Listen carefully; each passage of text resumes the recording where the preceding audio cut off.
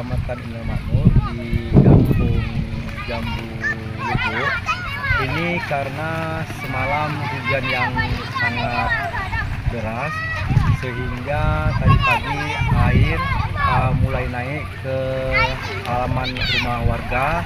Juga ini di lapangan sudah penuh dengan air.